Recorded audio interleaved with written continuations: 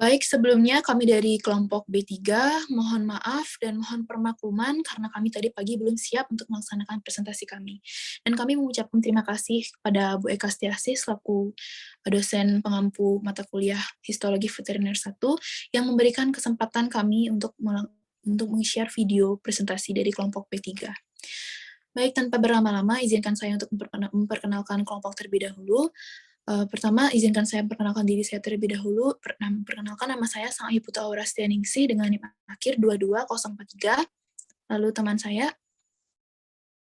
Perkenalkan, nama saya Nimade Sri Anggita Maharani dengan NIM akhir 034. Perkenalkan, nama saya Rafinka Septiandini Zalianti dengan NIM akhir 035.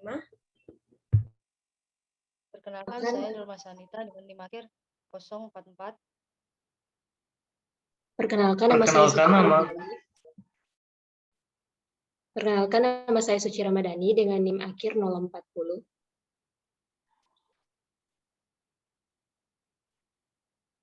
Perkenalkan, nama saya James Trivolo Dapu Ole dengan NIM akhir 051.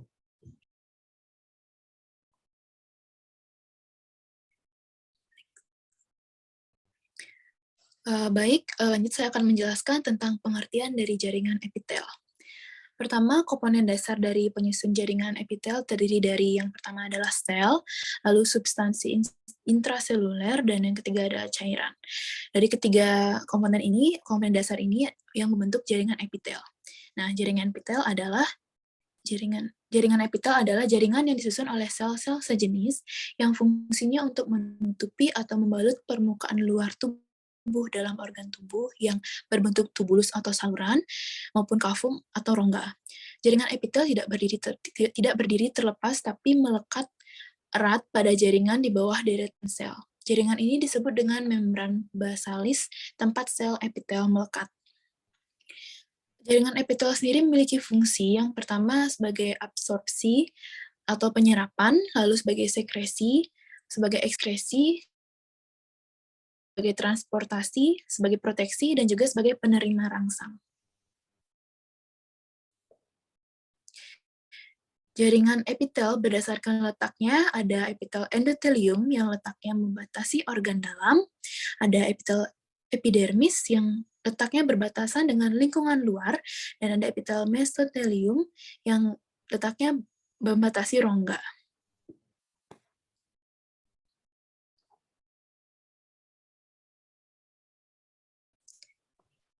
Lalu pada jaringan berdasarkan struktur dan fungsinya akan dijelaskan oleh rekan saya.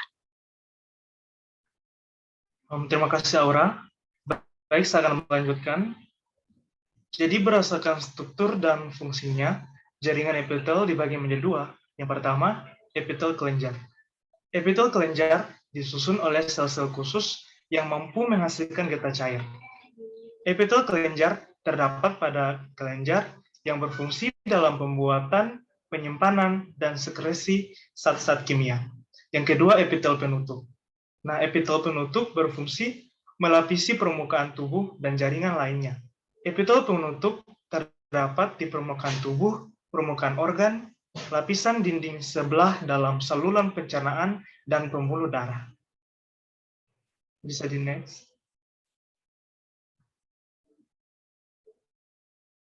Selanjutnya, berdasarkan bentuknya, jaringan epitel terbagi menjadi tiga.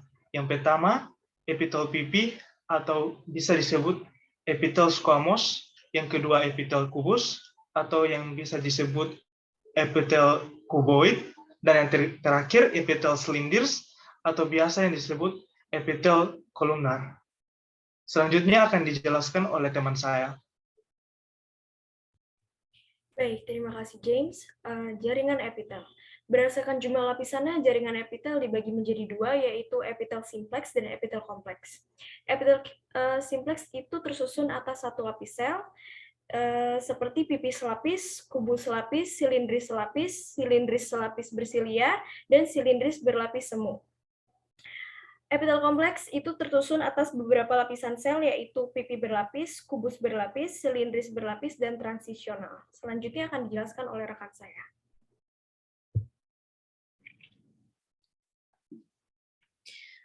Baik, terima kasih Vinka. Selanjutnya saya akan menjelaskan tentang epitel squamous simplex. Seperti pada gambar yang terletak pada sebagian kiri, epitel squamous simplex memiliki ciri-ciri berbentuk pipih dan selapis sesuai dengan namanya, itu squamous simplex. Lalu epitel squamous simplex memiliki inti yang berada di tengah serta bentuknya lonjong. Epitel squamous simplex berada pada ginjal, selubung jantung, pembuluh darah, pembuluh limfatik, dan kantung udara paru-paru atau alveolus. Epitel squamous simplex sendiri berfungsi untuk menyaring zat-zat yang akan masuk ke dalam organ, sekaligus menghasilkan pelumas untuk melancarkan kerja organ. Berikutnya akan dijelaskan oleh rekan saya. Baik, terima kasih Aura. Jadi saya akan melanjutkan penjelasan mengenai epitel squamous complex. Nah, epitel squamous complex dibagi lagi menjadi dua, yaitu yang pertama epitel squamous complex berkeratin dan yang kedua epitel squamous complex non-keratin. Nah, epitel squamous complex tersendiri ciri-cirinya yaitu yang pertama inti berbentuk pipi lonjong dan yang kedua tersusun berlapis. Nah, untuk ciri-ciri epitel squamous complex berkeratin, pada sel permukaannya mengandung keratin dan tidak berinti. Sedangkan ciri-ciri epitel squamous complex non-keratin pada permukaannya tidak mengandung keratin, tetapi memiliki inti dan masih hidup. Selanjutnya, letak epitel squamous complex berkeratin dan non-keratin. Nah, epitel squamous complex berkeratin terletak pada epidermis atau kulit bagian luar seperti telapak tangan dan telapak kaki. Nah, letak epitel squamous complex non-keratin terdapat di rongga mulut, kerongkongan, laring, vagina, dan saluran anus. Selanjutnya, fungsi. Epitel squamous complex berkeratin berfungsi baik. Epitel squamous complex berkeratin berfungsi untuk melindungi jaringan-jaringan di bawahnya. Epitel squamous complex non-keratin berfungsi dapat memberikan perlindungan terhadap abrasi dan kehilangan air, dan juga tidak hilang saat kulit terkelupas. Nah, di samping ini merupakan contoh gambar dari epitel squamous complex yang pada kompleks berkeratin dan non-keratin.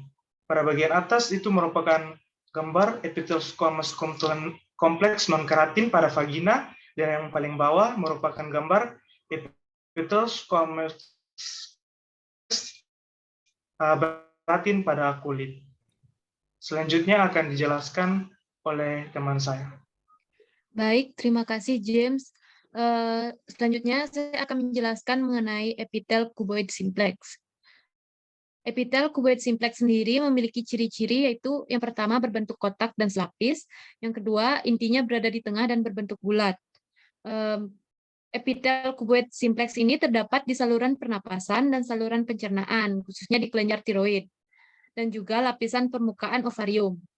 Epitel ini sendiri bertugas untuk mempermudah organ tubuh dalam menjalankan proses sekresi dan penyerapan. Di samping ini adalah contoh gambar dari cuboid simplex.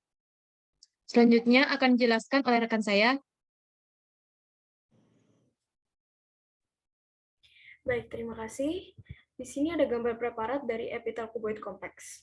Epitel cuboid kompleks merupakan epitel yang terdiri atas lebih dari satu lapis sel berbentuk kubus dan memiliki ukuran panjang dan lebar yang sama. Intinya berbentuk bulat dan terletak di tengah sel. Epitel ini terdapat di alat penyalur kelenjar seperti kelenjar mammals dan pankreas. Sesuai dengan strukturnya, epitel cuboid kompleks berfungsi sebagai lapisan jaringan pelindung yang terdapat pada saluran excretorius kelenjar keringat, saluran besar kelenjar excretoris, persimpangan anorektal, dan mengelilingi folikel ovarium. Selanjutnya akan dijelaskan oleh teman saya.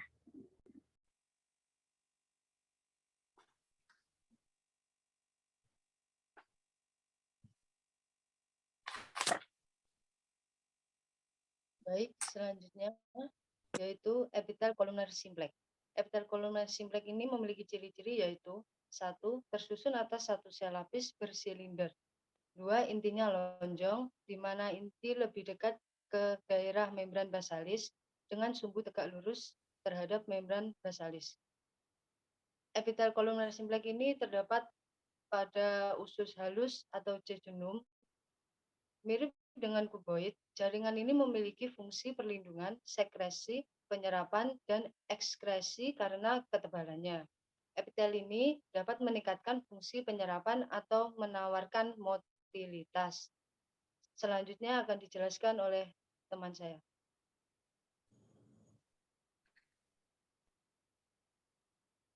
Baik, terima kasih. Kemudian ada epitel kolumnar kompleks. Gambar di samping merupakan gambar preparat dari epitel kolumnar kompleks. Ciri-ciri dari epitel kolumnar kompleks yang pertama, tersusun berlapis, berbentuk balok memanjang. Yang kedua, inti sel berbentuk lonjong, terletak di dasar sel atau mendekati membran basal. Epitel kolumnar kompleks terdapat di ductus excretory mayor dan juga terdapat pada kelenjar parotid. Fungsi dari epitel ini yaitu sebagai sekresi dan pelindung. Untuk pembahasan selanjutnya akan dijelaskan oleh rekan saya.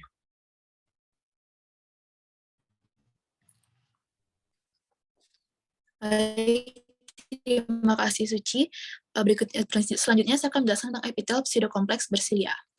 Pada gambar ini adalah contoh dari epitel pseudokompleks bersilia yang memiliki ciri-ciri bentuknya semu berlapis, intinya berbentuk lonjong di atas membran basal, dan semua sel yang menempel pada membran basalis, tetapi tidak semua sel mencapai pada permukaan. Epitel pseudokompleks bersilia terdapat di trakea dan bronkus. Epitel pseudokompleks bersilia berfungsi melancarkan proses sekresi dan pergerakan lendir pada organ. Selanjutnya,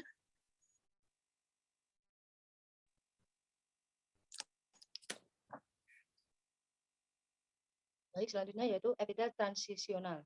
Epitel transisional merupakan jaringan epitel berlapis yang bentuk sel-selnya dapat berubah-ubah. Ciri-ciri dari transisional ini yaitu 1. Tersusun berlapis, 2. Mengalami peralihan bentuk, 3. Inti sel berada di tengah.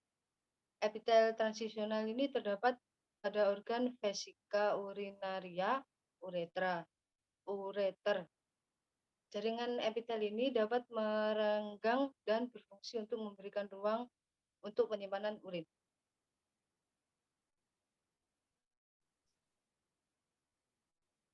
baik, sekian ada presentasi dari kelompok kami. Sebelumnya kami mohon maaf kembali pada Bu Eka karena pagi tadi kami tidak dapat melaksanakan presentasi pada kelompok B3. Akhir kata, saya dan teman-teman saya mengucapkan terima kasih dan selamat siang.